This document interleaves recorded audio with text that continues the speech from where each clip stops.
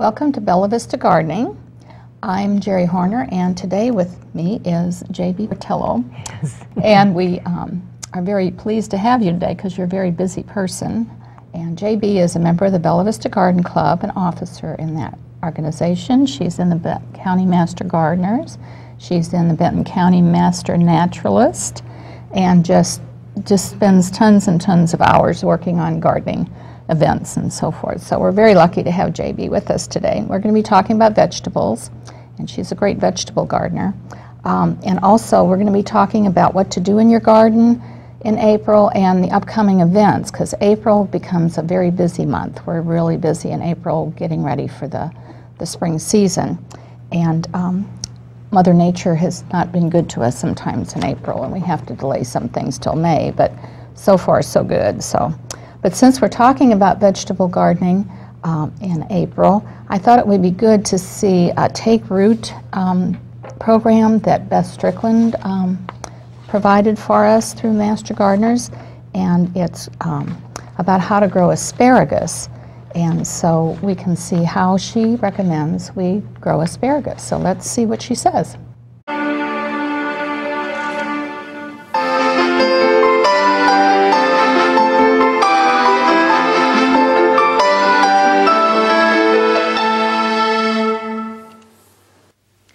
Just look at this fresh asparagus. In the spring, my thoughts always turn to Easter and what I'm going to prepare for my Easter brunch. Asparagus is the quintessential spring vegetable, and what better way to celebrate than to grow your own asparagus? Let me show you what I learned. Asparagus crowns are usually available just once a year in early spring, so plan accordingly.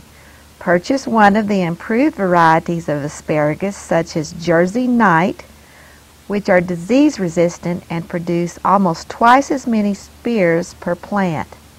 The production increases are due to the fact that these hybrids are all male cultivars, so no energy is wasted producing seeds. Before planting a new asparagus bed, it is critical to eradicate all of the weeds and grasses from the planting area.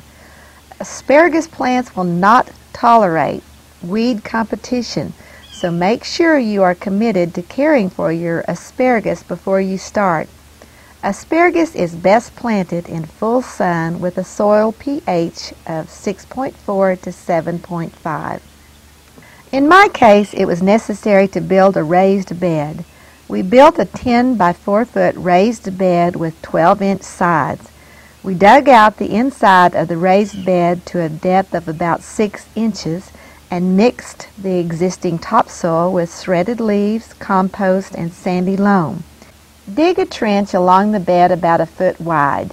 Mound up the soil every 18 inches where the asparagus is to be planted to create a little platform for the crown to rest on. I also added triple superphosphate, which promotes strong root growth to get the asparagus off to a good start. An asparagus bed will produce for 20 to 30 years, and you only get one opportunity to fortify the root zone, so don't miss your chance. Soak your asparagus crowns in warm water for about 15 to 20 minutes. Set the asparagus crowns on top of the mound and drape the roots down the sides.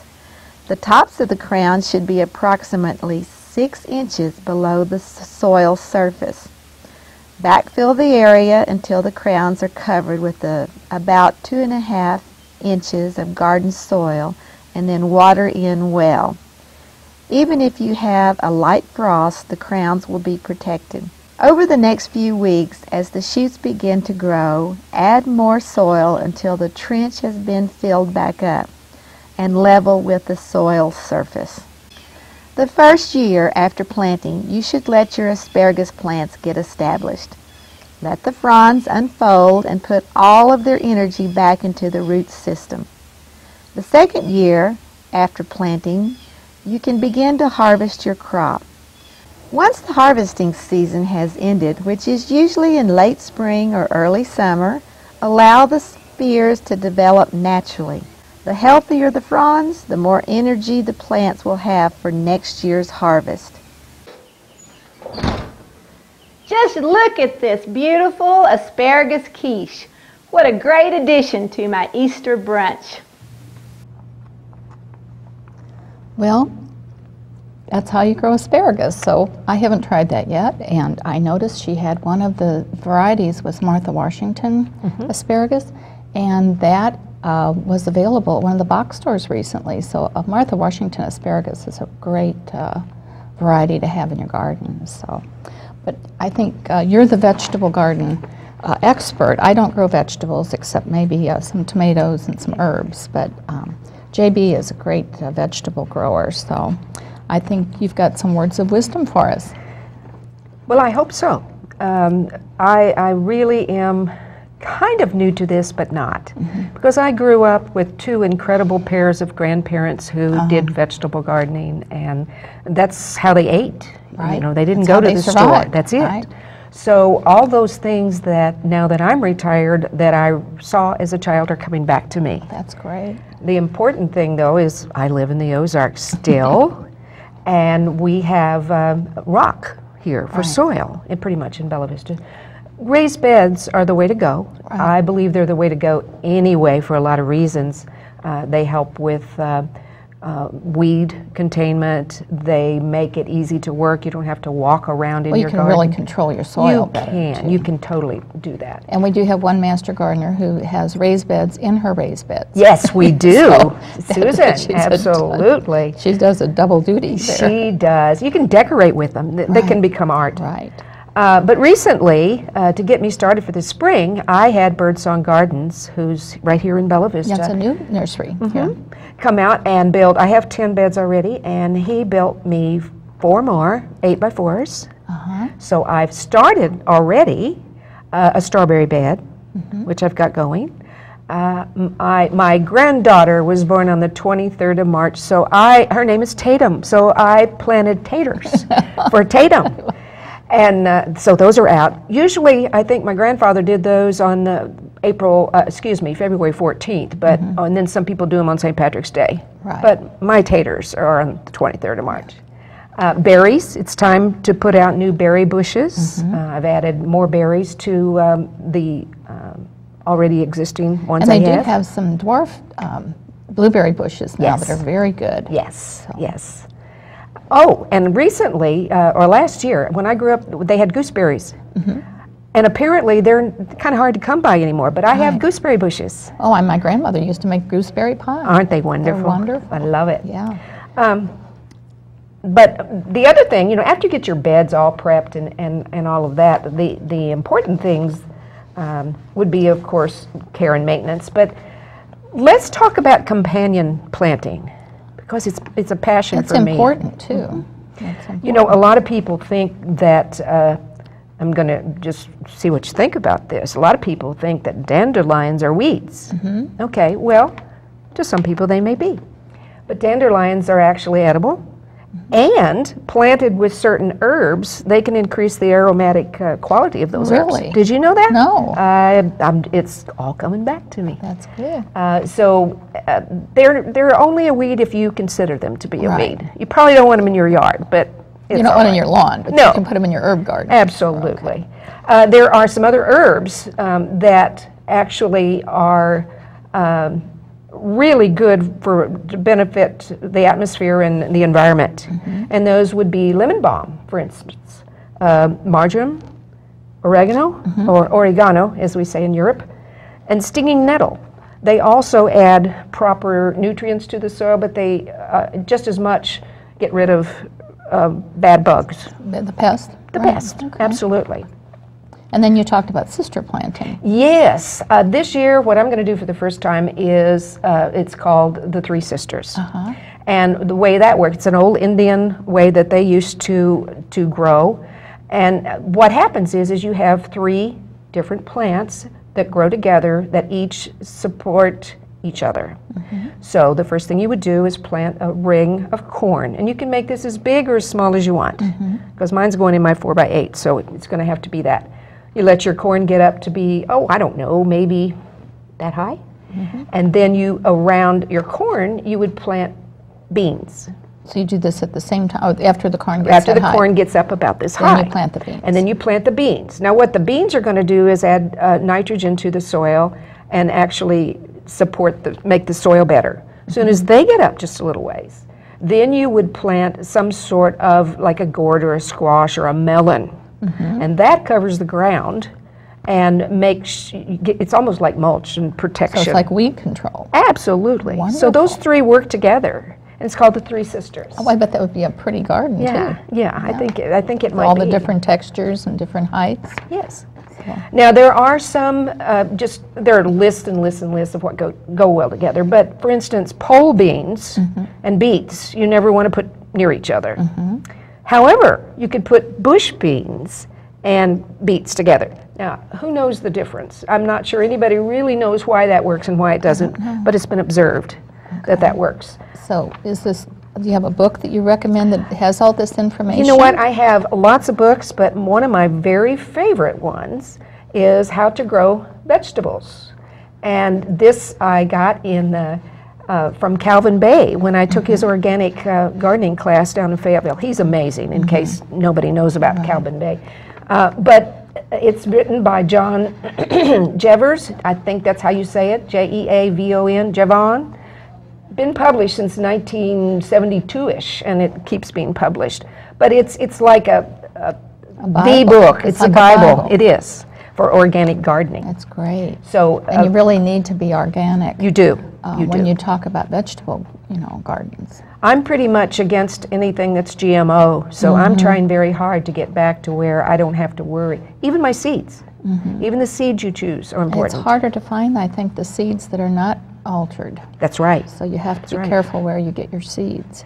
Another really important link that I use a lot is, it's really a cool little tool to have. It's What to Plant Now, and it's on the Mother Earth News. You can just type in on Google What to Plant Now. Okay, and we'll put that on the website. We'll have that link on our website under gardening information and links of interest, and we can put that on the Bella Vista Garden Club website. That'd be great, because all you do is put your zip code in, and it prints out a great little chart that tells you what's best to start indoors, and when to put it outdoors, what you really need to start maybe with transplants rather than seeds, and when you can harvest them. Well, that's great. Yeah. That's a great tool. So What to Plant Now on Mother Earth News. Okay, we'll have to get that on the website so they can just click on it. Absolutely. And then this book is probably available through Amazon. It's definitely. And maybe even the bookstores, I'm not sure.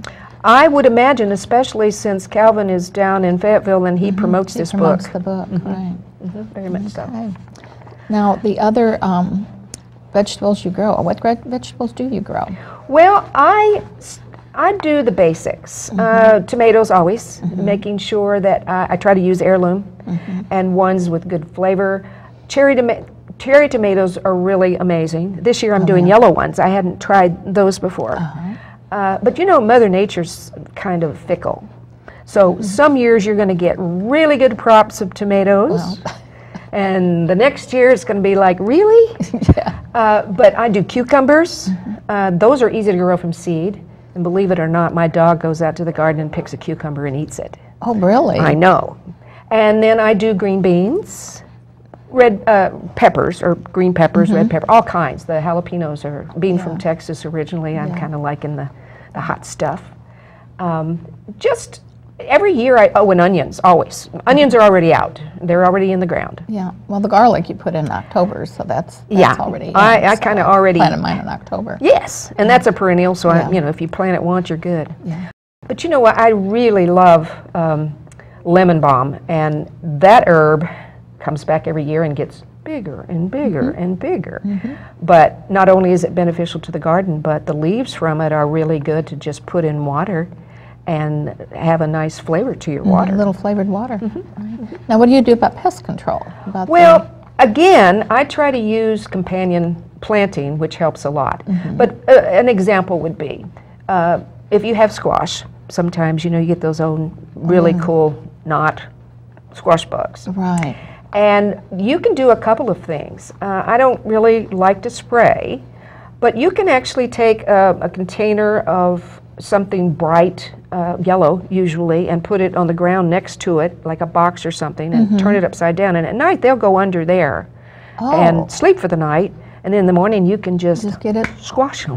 Squash the squash bugs. That's it. That sounds like a good idea. Another trick that I've learned is you can do a sacrificial plant. For instance, if you have tomatoes and you find those big old worms on it that are actually going to be really cool caterpillars one of these days. Yeah, and then they're so you just pick them off. That's it. Yeah. So you pick them off of there and you put them over on the one that you say, I'm sorry, this year it's your turn to be the sacrificial tomato plant. And then that way they go to it. Right. There's all kinds of things like that. So you're not damaging the environment by eliminating bugs. I mean, the good bugs. So. And then they're kind of good bugs. That's right. Yeah. That's right. And you know, ladybugs are good bugs. Oh yes. Yeah, bees. I love ladybugs. All kinds of great. And wasps can be pollinators. Absolutely. Pollinators. Yeah, you could do a whole different show on pollinators. Right. Right. We might have to do that. Yes. Talk about pollinators. So, well, I'm anxious to see how your garden grows, and maybe we'll get back with you later in the year. Okay. And check with you on that. And I thank you for all that information. But we're also having plant sales coming up. Yes, we are. And the first plant sales are the Village Wastewater. They're having their plant sales the last 2 Saturdays of April. And then the big plant sale with Bella Vista Garden Club will be May 2nd. And that's going to be at the Bella Vista Village Wastewater, and from 8 to 1.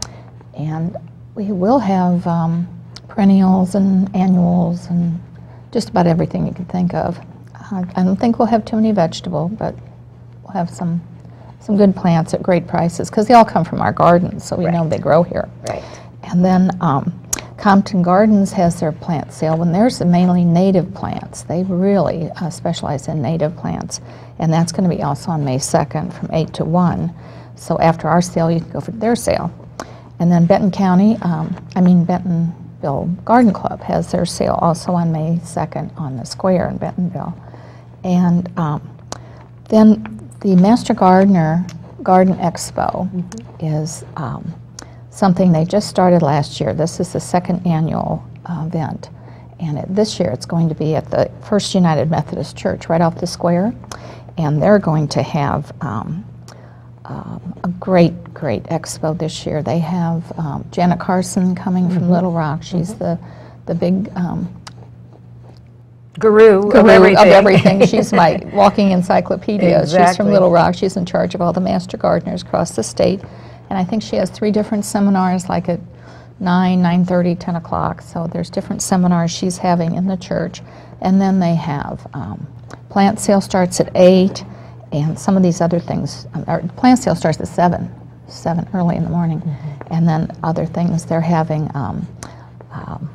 garden tools and all kinds of things. I think they're calling them experienced garden tools. Experienced garden tools they'll have for sale. Yes. And demonstrations. We're doing demonstrations on how to clean your tools, and I'm doing one with Janet, how to pot a plant, because it's amazing how many gardeners don't know how to transplant or pot a plant properly so it will survive before you put it in the ground. So we're going to do those demonstrations, and it's really going to be a great expo. So I'm looking forward to it. Yeah. Well, last year we missed it because the Garden Club plant sale was the same day. So we had conflicting schedules. But this year I think we can do both. Yes. We want to do it all. Yes, we do. So, and then in April, there are things to do in April. This is the season it gets so busy. You have to get your hummingbird feeders out. Now, I usually put mine out on April 1st. Okay. And I've had hummers from the 1st till about the 9th. They first show up. So I think with this warmer weather we've had this season, I think they'll show up a little early this year. I don't know. Because the daffodils have been beautiful and the forsythia. So it may be an early year for the butterflies, the hummingbirds. So. And then we have to clean up. Yes, now is the time too. Spring is time to do cleanup. It's time to get those leaves out of the beds. do anything with them. You can mulch them up and Oh, use yeah. them. Well. And then get the weeds pulled and mulch on the beds and all of Right. that. So. And I'm trying something new this year. We finally got a new shredder, leaf shredder, so I'm trying to shred the leaves and Yes. use the leaves as my mulch. Yes. And last year I went to the Bentonville Recycle and got their mulch. I got the medium mulch, and I put that on the beds, and the plants seem to love it. But I've heard from a couple of our members that this leaf mulch has really improved their soil tremendously. Yes. So anything to improve your soil you want to try. So I'm going Absolutely. to try the shredded leaf mulch as mulch this year and see what happens. So, and the perennials, this is the time where you want to divide your perennials. If they're getting too big and they're crowding out other plants, you want to separate them and either share them with someone or move them to another area of your garden. And then trees and shrubs, you can start planting those. But you fill in. I had a shrub I had to pull out. It's just been there a long time, and it's suffered from scale, and I haven't been able to control it, so it has to leave me. Oh. So I'm trying to replace it with native plants as I go along. So, and if you can do that, if you have to remove something, and try a native plant. There's a lot of native plants that can take the place of these imported plants that'll be better for our environment. So, and then annuals, we got to start annuals. We do. You want to hold off planting those annuals and herbs, though, until about the middle of April, or even later. We got to wait for that last potential freeze, which I think is somewhere around the 20th of the month, supposedly. April, and I've already had to wait till like mid-May. Yes. To put out Yes. annuals. Otherwise, you put them you're out.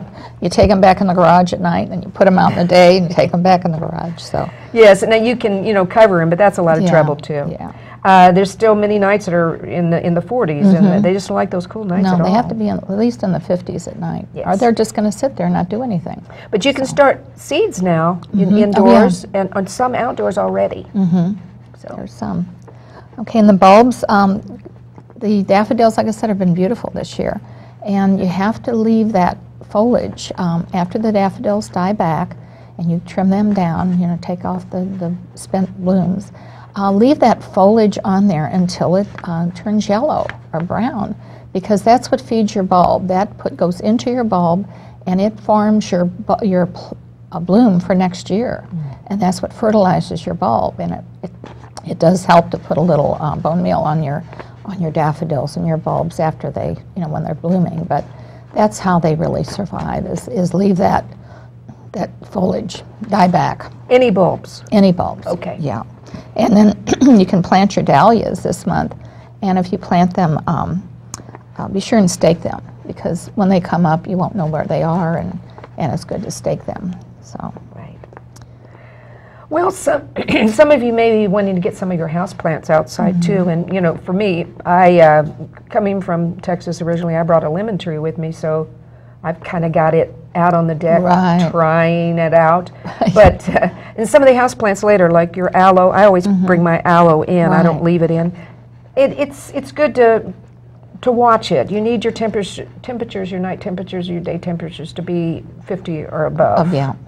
They just So don't like that. They've been, pampered in the house all winter, and you don't want to shock them, with that cold weather.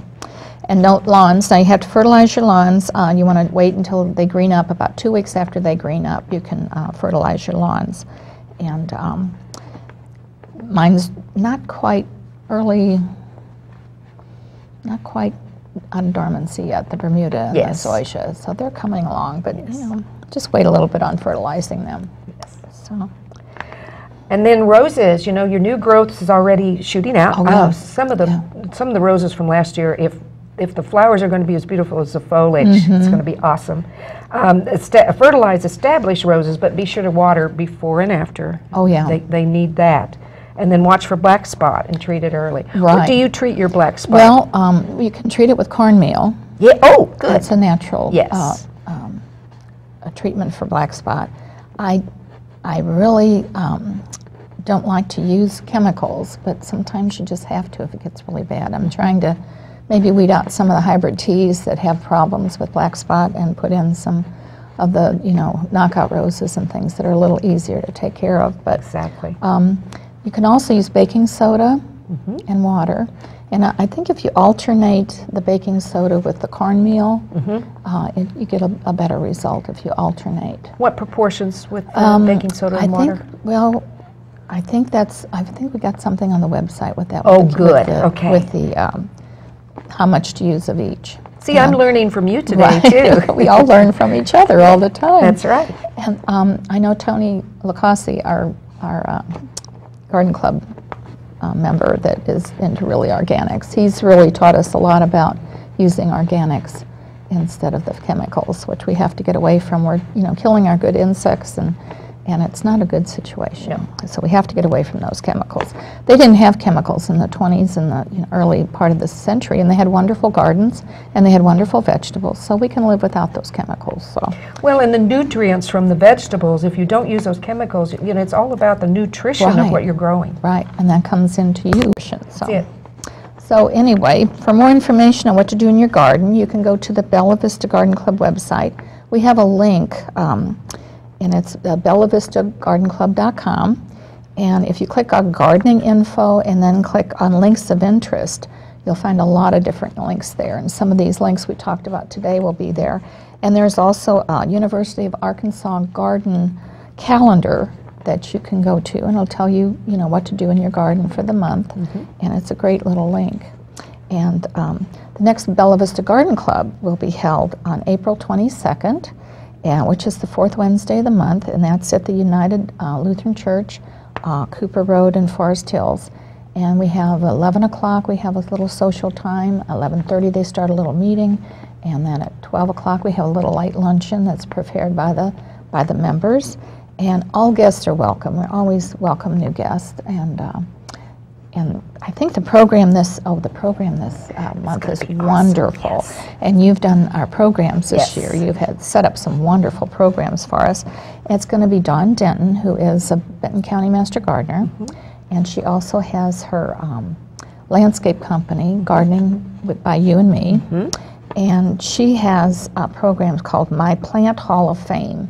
And she's a wonderful designer because she takes the plants and plants them in her garden so she knows if they do well or not. So she's not going to recommend a plant to you if it doesn't do well here. Exactly. She tests them all. It's amazing. I think she's a lavender expert, too. Oh, yes. She has got a lot of lavender. And she supplies some of the restaurants, I think, in Siloam Springs with herbs. And she's just a great master gardener. Just a great asset for us. Yes. So, and be sure if you can make it to, come to that meeting and benefit from all her knowledge. So, but thank you, JB, for being here. I really appreciate it. I hope we see you more this year. You will. And have you back. And for all the information you shared about vegetable gardening, I don't do very much. I just do some tomatoes and garlic and herbs. So, because I don't have enough sun. You got to have sun. I'll bring you some. You have to have a sun. Yes. I'll bring you some. Okay. Don't worry. Okay. So I hope you've enjoyed the program and you'll join us next month. And until then, don't forget to stop and smell the roses.